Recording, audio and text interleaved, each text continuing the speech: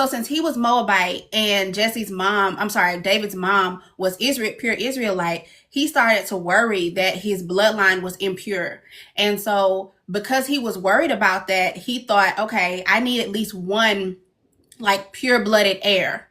So in those days, it was the whole marriage thing was a little shifty. And if you wanted to, you could marry a second person. So David's mom, she had a Canaanite servant, and apparently Moabite and Canaanite were of the same type of blood. They were the same heritage. So Jesse decided to marry the servant and have a child with her so that that one child could be his heir. But the servant, she was close to, David's mom. And I forgot what her actual name was, but she was close to her. So she told her what the plot was and, said, I don't want to go through with it. So what they did was a little switcheroo on the wedding night. And instead of the servant going in when Jesse was drunk and the servant sleeping with him, David's mom went in and she slept with her husband and she got pregnant. Well, he didn't know that they switched places. So when she winds up pregnant, he thinks that she stepped out on him.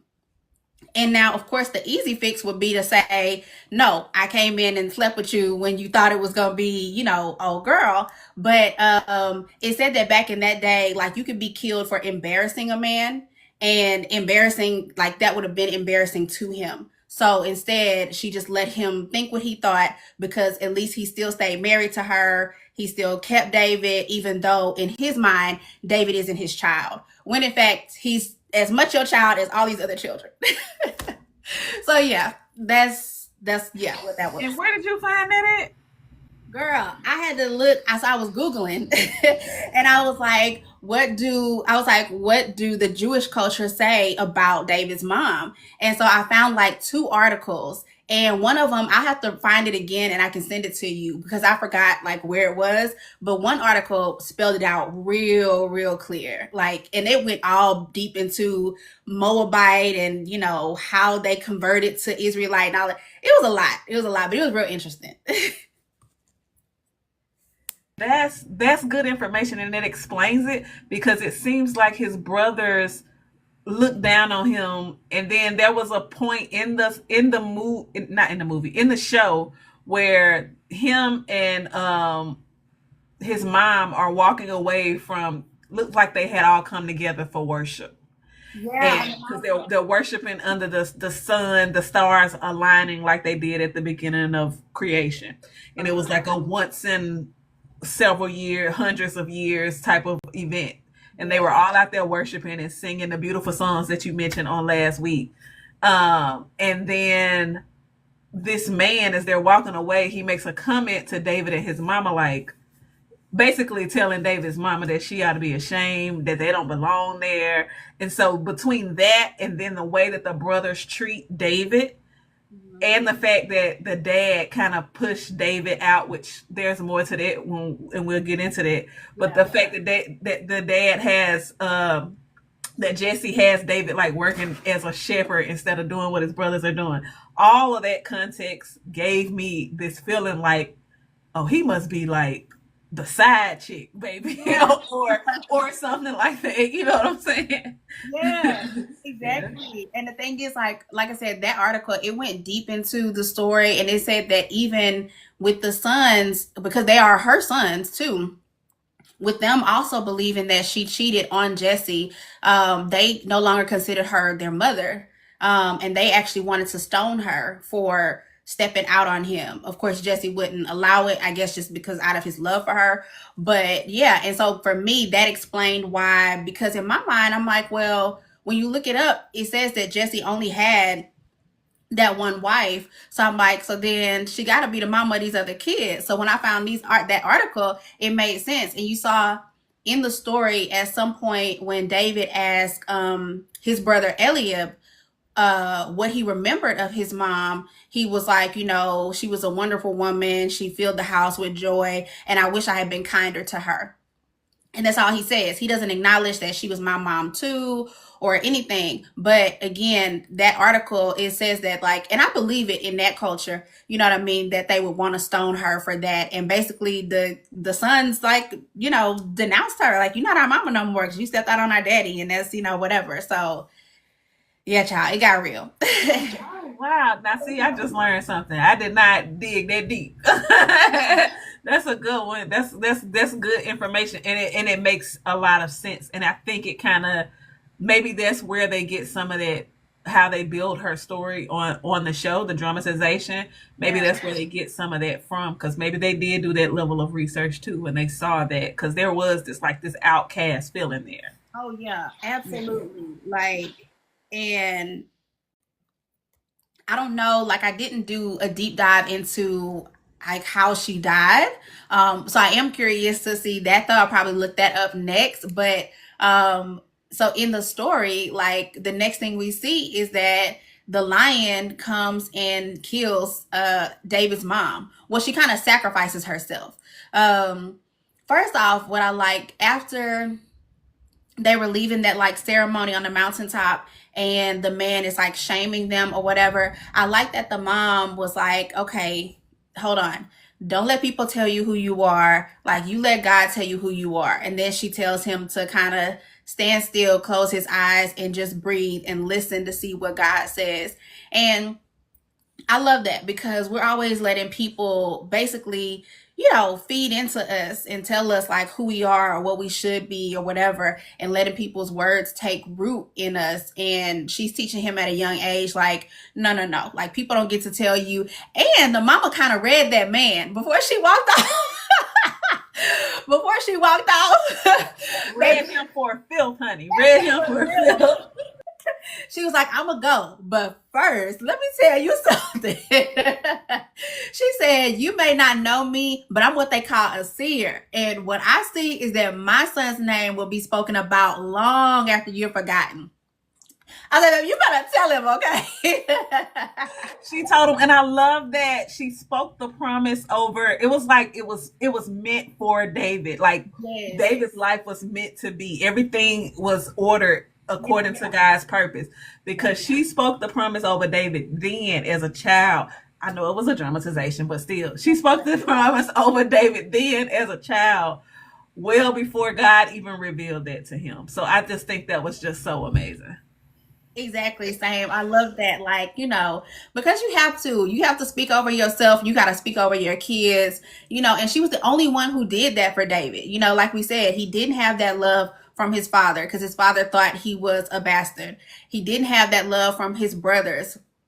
So it's like, I love that his mom, she spoke into him. And the crazy part is, she spoke into him even as she was dying, because now fast forward to when the lion attacks her. Well, she sees the lion, and it's her and David out there by themselves, pretty far from their house. And she tells David to be real still, and then she runs in a certain direction, and she knows that the lion is going to chase her because she's running. And then she tells David to, leave. The lion attacks her, and the dad ends up coming, hears her screaming, and he ends up coming to get her and bringing her into their home, and she kind of dies slowly. But even then, she tells him to go get David, and she's like, listen, remember who you are. And she's trying to tell him some more stuff, but then she passes away. And I'm like, baby, even to her last breath, she was like, let me speak into my son, okay? Yes, she was not letting up. Like, she knew what God had for her son, and she just wanted it. She wanted him to be well aware that what God has for you is for you. It's coming. It's coming. Yeah. Exactly. Yeah. And I love that they also depicted her as a seer. I don't know if you found anything on that in your research, but I love that they depicted her as a seer. I'm getting the understanding that a seer back then is more like a prophet today, or what we would describe as a prophet. Yeah. And so she was able to see things, and I think David ends up having a bit of that gift too, because she's trying to get him to hone it in the show. She's trying to get him to hone it even as a child, which is what led him out there. So I'm gonna back up a little bit of how they ended up in the situation with this lion, Yeah. which made me really upset with David because it reminded me I'm a mom of two little kids. And Mhm. so it immediately reminded me of my kids and how they do exactly what you tell them not to do. So Right. she specifically tells David, hey, when you go out there to do whatever you're gonna do, he looked like he was just going to play or whatever. He tried to play with his brothers. They run away. They don't want nothing to do with him. They was all playing fine. David comes over, and then now nobody wants to play anymore. Everybody runs off, and so he starts walking. Feeling kind of bad, rejected. He starts walking out, and his mom said, "Hey, David, don't forget, don't go beyond the wall." And I guess they had a wall there because I'm sure they knew that those lines and stuff out there. So they said, "Don't go past this point because it's dangerous." And she asked him twice not to go out there. She like, David, don't go beyond the wall. He said, okay. She's like, David, don't go beyond the wall. And he still takes his butt out there, gets to the wall, barely even hesitate, and goes straight past the wall. But he's out there trying to do what his mama had previously instructed him to do, which is kind of thinking inwardly, thinking on the things of God, and he's like speaking to himself, saying, I think it says deep calls to deep. I Yeah. think that's the name of the episode. He's saying deep calls to deep. And then you hear his mama telling him to be still because Mhm. she notices the Right. lion. The lion notices them, and she ultimately ends up sacrificing herself to keep the lion from attacking David. So she pretty much runs to draw the lion's attention to her, and then the lion, of course, mauls her, and she dies a little bit later after they bring her in. Yeah. But they build that story builds into how David, at least in the show, how David ends up being the shepherd boy Yeah. because Right. his dad is having such a hard time grieving the loss of his mother that he said he couldn't even stand. He said, I can't even look at you. He said, Right. it's so hard for me to grieve and look at you. And so he assigns David to being out in the field. I hope I haven't lost you, prodigal. Are you there? But he assigns David out to being in. You Okay. Okay, okay. I'm like, I lost it. It's Yeah, like but he it's assigns so David to working in the field because he ultimately just wants David out of his sight. Like, you're my bad. son. I still love you. But because of what happened, it's hard for me to even look at you. And so Right. David, from that, I feel like that kind of establishes him being an outcast, at least from the way they dramatize it in the show. Yeah. Can you still hear me? Okay, cool. Child, it's raining real bad over here, and I guess it's the knocked out the power. so, so like, oh my God. But yeah, absolutely. I felt like, okay, seeing the lion kill the mom, I'm like, okay, maybe that's why killing this lion is so personal for David now. Because he's like, hey, and again, because okay, for those of y'all who don't remember or didn't see, in episode one, um, the David is tending the sheep, and one of the sheep gets attacked by the lion, and he's about to go after the lion, but the lion like runs off, and then he goes and tells his dad, "Hey, this lion, like they even had a name for that lion. I guess they could tell it was the same one." And he's like, "Hey, whatever the name is, lion is back." And the dad is like, "No, we killed that lion years ago." He's like, I'm telling you, it's back. It attacked one of the sheep. I saw it today. The dad doesn't believe him. At the end of episode one, the lion comes back and tries to attack their home with the sister in it. And that's when David says, I'm not waiting. I'm finna go kill this lion. And he goes. And that's how episode one ends, with David like going and killing the lion. Well, now David comes back and he's just killed the lion. You would think that his dad would be appreciative that he didn't kill this lion. But instead, oh, and mind you, when David comes back, the dad is out there really kind of begging people to come and help them kill the lion because he thinks they need like a whole crew. And David comes back having killed the lion, and oh yeah. David comes back having killed the lion, and his dad slaps him. And I'm like, are you kidding me? Like, are you kidding me? And my first thought was, see, that's why you have to do like whatever God is calling you to do, despite what other people think about it, because it's never gonna be enough. Like this man just went and fought a whole lion and killed it and survived it, and it's not good enough for you. And sometimes other people are the people you love. Yeah. Sometimes those, just like it was his dad who was kind of going against him doing what he's called to do, what he was called to do. And a lot of times we find ourselves in that situation just in our day to day life where it's the people closest to us sometimes that try to keep us from our destiny. But we have to push past that and do exactly what God has called us into. Exactly. And that's the thing. Like, and I feel like most of the time it's the people closest to you. I even heard somebody say that recently. Like, the people closest to you are usually the last to see you, like, to see you fully, because they know you as one thing. They know you as whatever you've already been. So it's hard for them to see you as more now. Almost like, how dare you have the audacity to get bigger than like my imagination of you. So I really hated that. And also I was mad at the dad. Just to backtrack real quick, I was mad at the dad because I know you grieving the loss of your wife, but first off, when he comes out there to find the wife, attacked by the lion, first thing he says is, David, what have you done? Are you kidding me? David didn't do nothing. Exactly. I was mad at that part too. Like, how you gonna blame that on the baby? Right. He's a child. Yeah. And then now here we are with and also right after the mom actually, went ahead and fully passed away, then next thing you know, the dad Jesse, he's sending him back out there to tend the sheep when you know that this lion is still out there. And I hated that because, again, I'm like, I know you're grieving the loss of your wife, but this is a baby. He's done nothing wrong. Even if you think he a bastard child, he ain't the one that did nothing. And you sending him out knowing there's a lion out there. I didn't even consider that part. Like, I was just mad he was sending his son away because I'm like, David is also grieving, and as a father, y'all need each other the most right now. So for you to send him away is kind of wild. I understand everybody grieve differently, but this your child.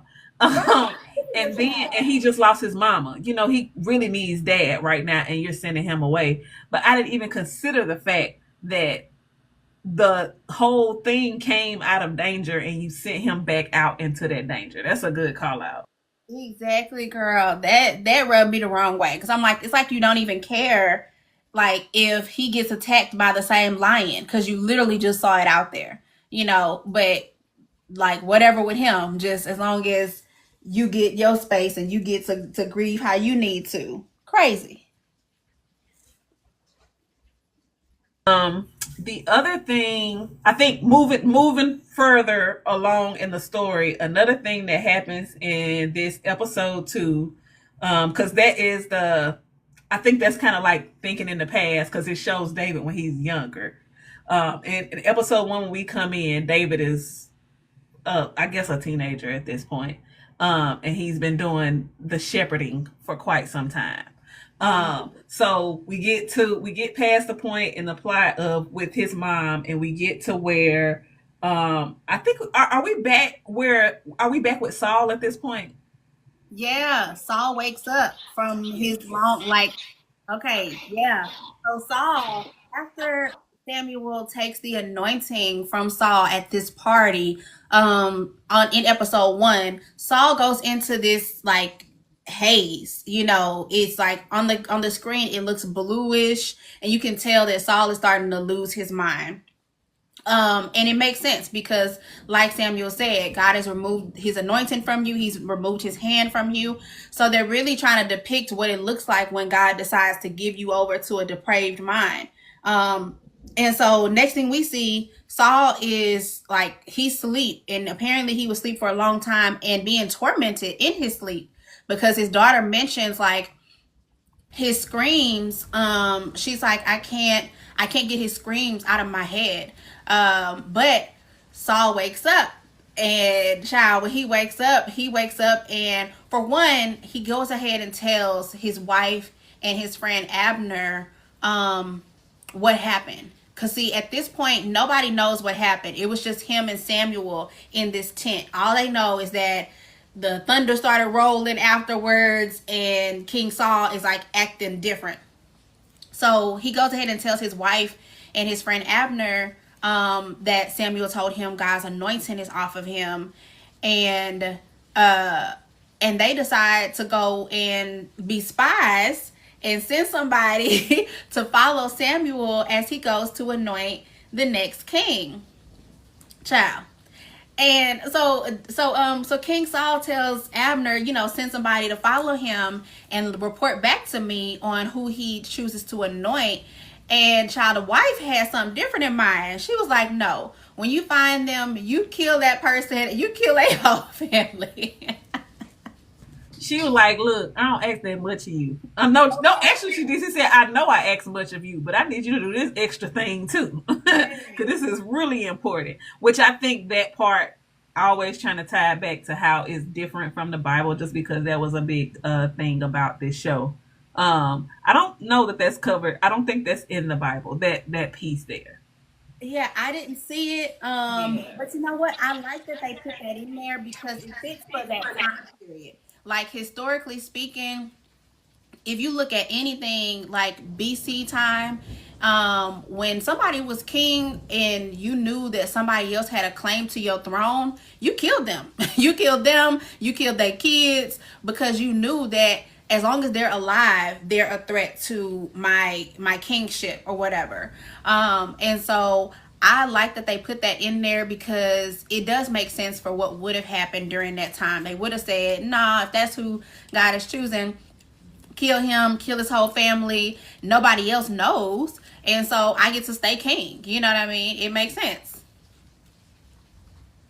Another thing they did in this episode that I really like is they really did some pushing forward of women, which was really cool. I like that they show empowered women all throughout the show. So they started with David's mom in the beginning and how she was defending him, both physically sacrificed herself to defend him and defended him against a man that had a little something to say. So there was that, showing her strength and how she still, like you said, on her deathbed was still like, you got this. And then there was Saul's daughter. Am I in the right episode? Yes, Saul's daughter, in the way that she stepped up at the wedding. So it was a couple there that was getting married, and she was at the wedding, and she her sister, who ain't worth 2 cents by the way, her sister didn't, kind of just was sarcastic about being there, but she stepped up and she, offered all these goods and blessings for them and said, hey, we're going to even give you land and we're going to forgive your debts and all that type of stuff. Like, she stepped up in that moment and showed up as a powerful woman. So I thought that was really cool. And even though it was not so great of a thing that was happening, also Saul's wife, Queen, I think her name is Ahinoam. I don't make me say it wrong. But she even going to the advisor, going to Abner and saying, hey, we got to stop this whole other king thing. I want you to take this dude out. That was also a strong show of a feminine show of strength. And I just thought that was really cool. Like, let me get some kind of light in here, child. These lights are still out. Oh my God. Not like I'm telling scary stories. But yeah, I like that too. The way, let there be light. Okay, Christina. I like that too. The way that, she stepped up and she didn't have no kind of hesitation. That's why, like you said, she was like, I know I didn't ask many things to you, and I'm going to ask you something else. Now do it. And even when he was like hesitant, she was like, who do you serve?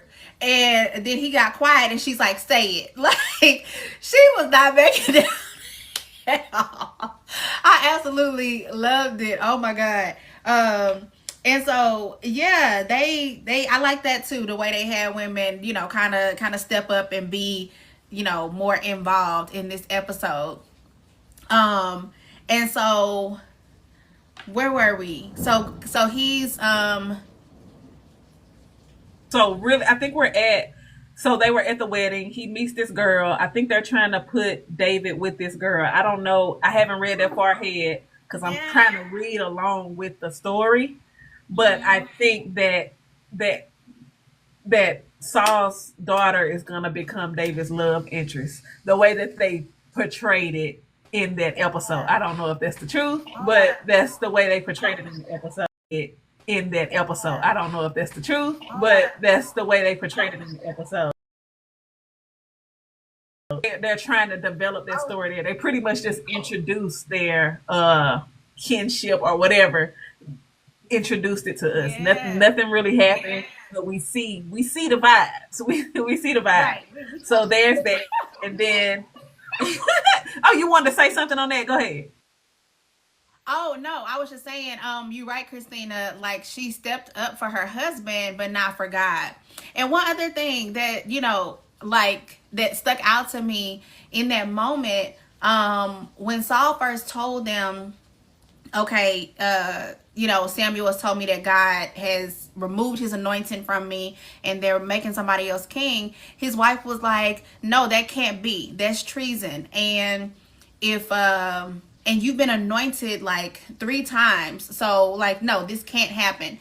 And it made me think of people who, like most of us, we think that whatever it is that we believe that God had for us can never be taken.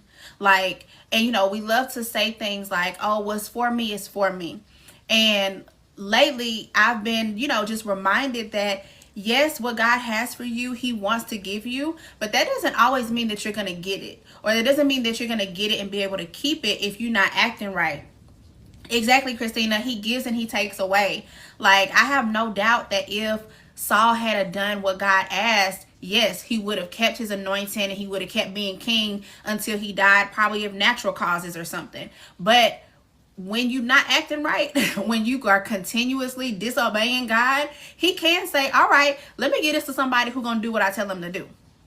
And so I just feel like that's a good warning to people. Like Saul is a good warning to people not to get too comfortable in a blessing that you don't realize that if you living all foul, if you doing whatever you want to do, God can take it just as quickly as he gave it to you, So it's like, don't get too comfortable, because the wife is like, she trying to stick on what happened. It's like, but you don't understand. He's basically rebelling against God. He's made a statue to himself, honoring himself above God, and it seemed like Jonathan was the only one with some sense saying, wait, glory to the house of Saul. No, this is supposed to be glory to God. Like, but Saul's lost sight of that. And child, God'll humble you, okay? Gotta bring you all the way down, bring you all the way back to reality. But after the wedding, like I said, they just kind of tease us with the whatever's going on between David and Saul's daughter. But then after the wedding, the brothers are sitting around. So it's David, Eliab, Aminadab. They're sitting around, and one other brother. I don't remember his name, but they are. Real quick before you go there, I want to back up real quick. So at the wedding, one other thing that stuck out to me when David meets Michal, one of Saul's daughters, the head of the army, who's also like the princess's bodyguard, Joab or Hoab, I forgot how you say it. He has like a crush on Michal, right? So when Michal starts talking to David, he gets a little testy. He goes over to David. Mind you, David's at this wedding as entertainment. He's singing at this wedding. They're making an appearance as, the royal family or whatever. And she comes over to him because he's playing real beautifully. And Joab, he gets a little testy. He comes over there and he's like, hey, mind your place, singer. Like, don't get too comfortable looking at the princess and all of that. And he picks up a knife out of his like clothes or whatever, and he holds it to David's throat. Now the girl McCall, she tells him like, "Hey, calm down," or whatever, and then he plays it off and like keeps giving the knife to David. So he flips it around, hands it to David, and David is like, "Oh, this is a nice blade," blah blah blah blah blah, and then Joab says, "Yeah, it's the Amalekite's blade." Baby, as soon as he said that, David tosses the knife in the fire. Now, mind you, the Amalekite that's the army that God had told Saul not to take anything from, because they're witches, they practice witchcraft, they drink blood, all of this demonic stuff. So it's like, why would you want anything from them? And so even David realizes, like, why would I want something that comes from that? And he didn't even give it back to him. He tosses it in the fire. Like, come on now. Like, come on, think. And then Joab gets upset. But I just thought that was amazing that the king, who's already been warned about this stuff, doesn't obey. But David, just a shepherd boy who didn't get no kind of instructions, knows this. But again, David's heart was for God. So it's like he didn't need somebody to tell him not to take stuff from, witches and stuff. He was just like, nah, I don't want this. Right. Yes, Christina. And then his brother bent down and picked it up, talking about it's a good blade. I'm like, see, all y'all going to hell. Like, what you throwing us away for? We keep this stuff. I'm glad you went back to that part, because I forgot to cover that. But yes, I think that it's interesting, that whole storyline with him and being jealous and all that good stuff. What I also love is how it depicted David. So David, like you said, is just this little shepherd boy. And the way they depict him on the show, he looks like a little shepherd boy. And looking at him, I wouldn't, if I was him, if I was in his skin, I don't know that I would stand up to somebody like Joab. Joab is, or Joab, or however they pronounce it. I would not be standing up to him. He fights. He looks terrifying. He looks big. He's big. He has on all his armor. He has weapons on. And he fought in the war and all these things, and he just seems a little bit scary. Yeah. But even in his face, David did not flinch. Even with the knife to his throat, David did not flinch. And when he gave him that blade, that boy threw it threw it over there, like, get this out my face. David was not no punk. You know what I mean? He was not. David was ready. He was ready to go. I thought that spoke volumes to his strength. And I'm like, oh, that's the David that stood up against Goliath. In that moment, that was a sign of that David. Yeah, exactly. 100%. Like, he did not fear him in that moment. He was like, no, this is just the right thing to do. Because think about that. Anything that these people have had, it has that energy. It has that spirit attached to it, that demonic stuff. So, like, why would I want this? I don't care how nice a blade it is. No. Like, this is not of God. This is not of our people. So, absolutely love that David threw that knife the way he did and was bold, like, in that moment.